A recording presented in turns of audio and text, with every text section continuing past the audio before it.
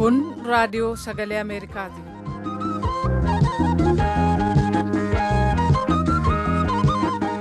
Raadiyoon sagalee Ameerikaa wixataa qabee amma jimaataatti galgala keessaa sa'a 2:00 hanga sa'a 3:00 meetirbaandii 22-25 irratti Waashingtan DC irraa kan dabarsu sagantaa afaan Oromoo amma jalqaba. Sabbi hidha abbayyaatiin irraa kan ka'e aarii uummanni Masrii biyya kanaa qabu rakkoo baqattoota Oromoo irraan gahaa jiran heddummaataa waan dhufeef dhimma kana sirrii jalatti galmoofnee jirru hubachiisuudhaa fi achitti irra baane. Baqattoota Oromoo kaleessaa farra Kaayiroo keessatti hiriirantu kana jedhe oduu booda gabaasa qabna. Nagaan keenya lafa fagoo bakka irraa nu caqasaa jirtan maratti sinaa dhaqqabu dhaggeeffattoota keenya attam jirtu. Guyyaan har'aa waxabajjii 10 bara 2013 keessummeessituun keessan har'aa hanjaallanne gammadaati. Kan oduu dubbisummoo ani namoo daandiitti dhaggeeffattoota keenyaa dhimmuma laga Abbayyaa kana waa'ee ittisaa iddaasee jechuudha ilaalchisuudhaan pirezidaantiin biyyattii Mohaammed Morsi har'a galgala haasawaa gochuuf jiru jedhama. Kun matoota oduu har'a qabnu keessaa tokko. Sagantaa torbanii ispoortii akkasumas Ameerikaaf uummata ishee dabareessaa eeggataa jiru. Haga xumura sagantaa keenyatti nu waliin turaan affeerraa keenya baratame amma guutummaa oduuf namo.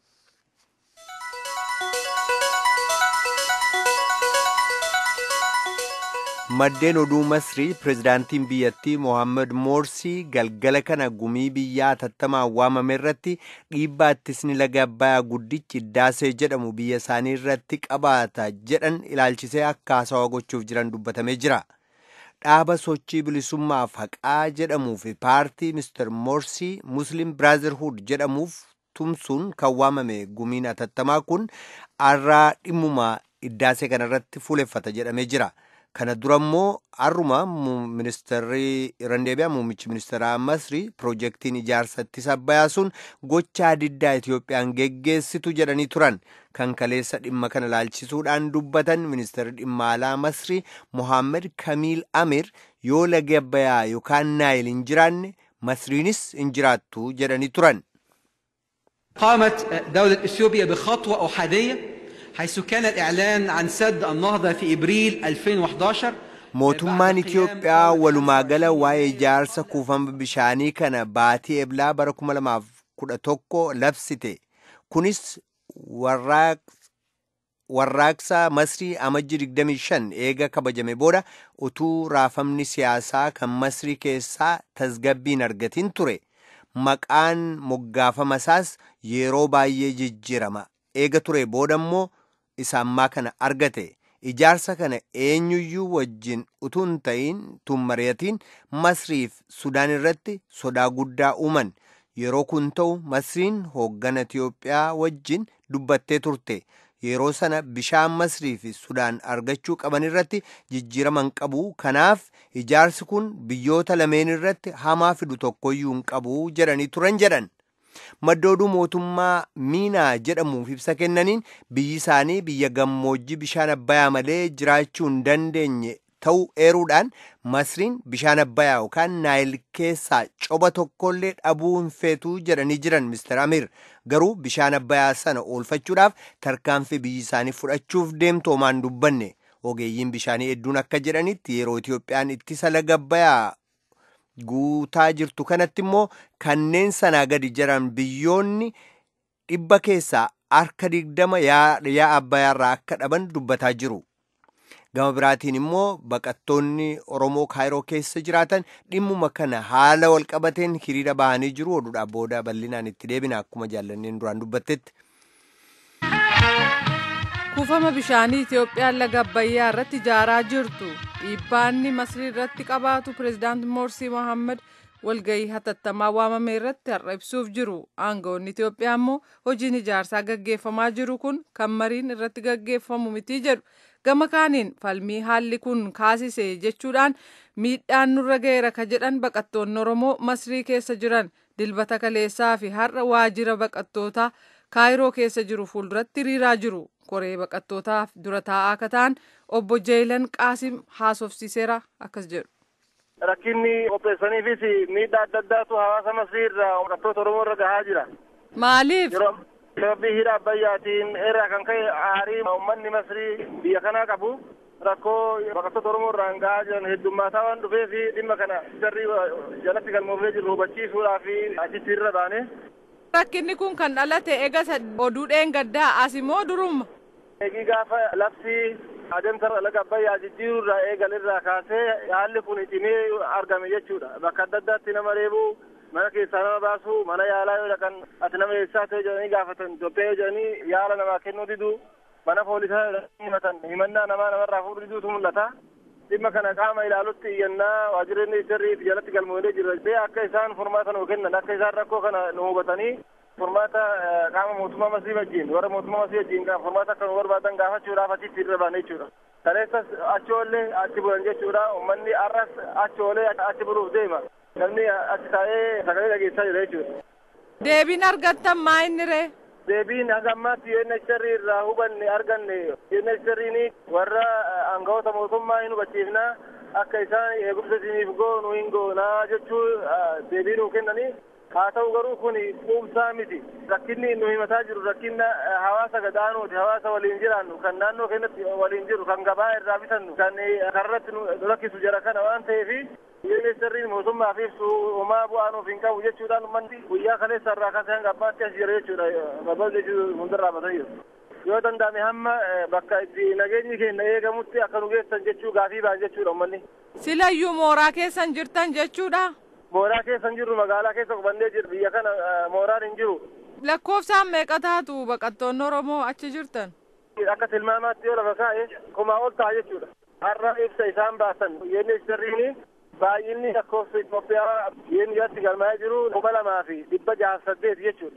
Kana keessaa harki caalu Oromoodha jechuudha.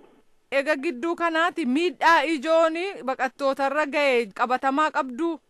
Qabatamaa qabna. Fakkeenyaaf guyyaa 2 dura namoota Oromoo kan qaamaan beeynu kan ollaa keenya ta'an jechuudha itti seenanii qaama isaanii kana guutuu billawaan cicciranii sadarkaa du'aarra kan ga'an halkan guutuu deemaa bullee mana yaalaa geessinee manni yaalaas bakki tokko nuti bakka lafaatitti waajjira Kaaritaas jalatti warri hojjetu dawaa nuu kennanii fi dhiiga irraa jechuudha. Kuni qabatamaa harka qabu jechuudha.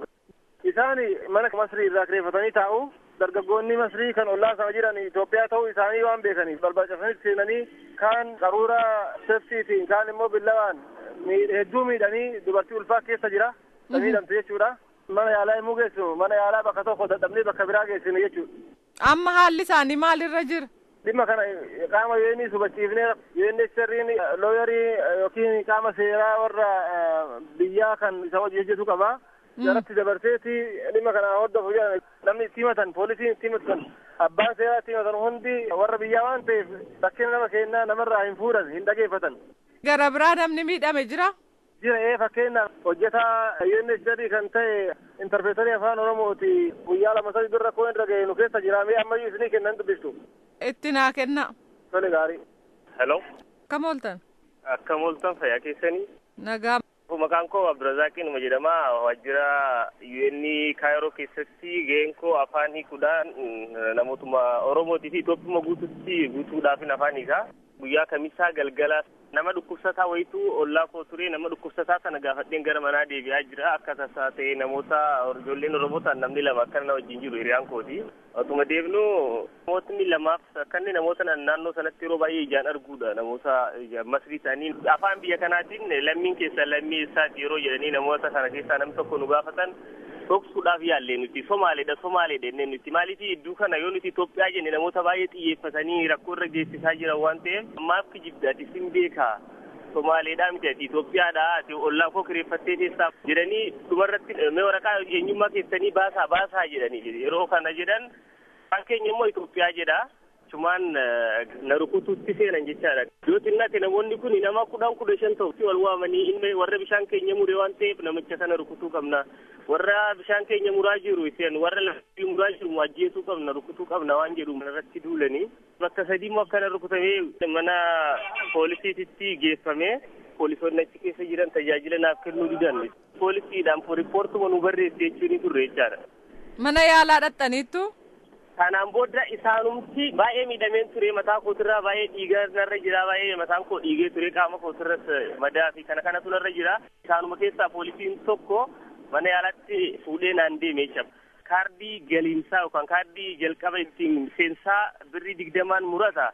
ati immoo birrii 40 ta'uu qabaa naan jedhe maaliif birrii 40 ta'ennaan waan ati Itoophiyaa taateefi jedhe beekte kafallee maal jennee keessa seenne doktoriinis nutti kolfaa kadhanneetuma hamma tokko dawaa nu barreessanii of duuba deebinicha gara waajjira poolisiitti lammadaa achi hamma tokko wajjin turree gara manaatti gallee mana ergasiis mana yaala biraallee yeroo dhaqnu waaluma wal fakkaataa ta'e nuun jedhe. Namoonni si reeban qabamaniiru? Nama sana keessaa nama lama beekaa maaf naan qabne jennaan kana gochuu hin dandeenyu haalli yeroo ammaan sanaa jiru amansiisaa miti waan tokko namoota kana waan tokko si godhuu hin dandeenyu naan jedhe ofumarraan dhiiseyyuu waan tokko inni nama gargaaran hin jiru gara poolisii jalaatiin.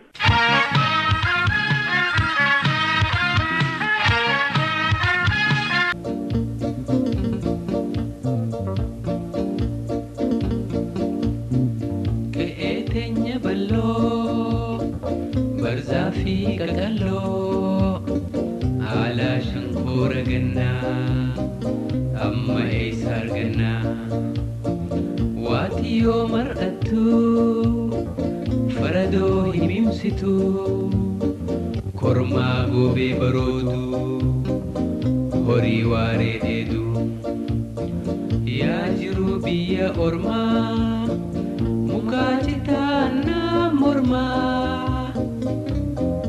akkamiin obsee turaa waaqayyoo muddaa furaa.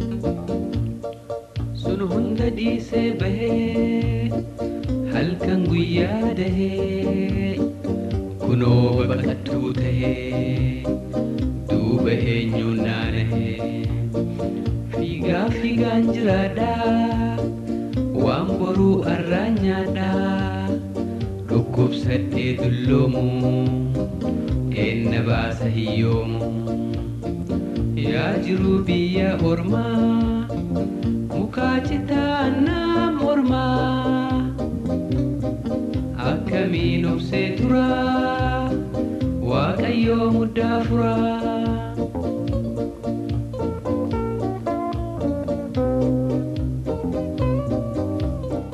Gabaabinna yeroof asirratti dhaabuuf dirqamneerraa Elamoo Alii hedduu galateeffannaa.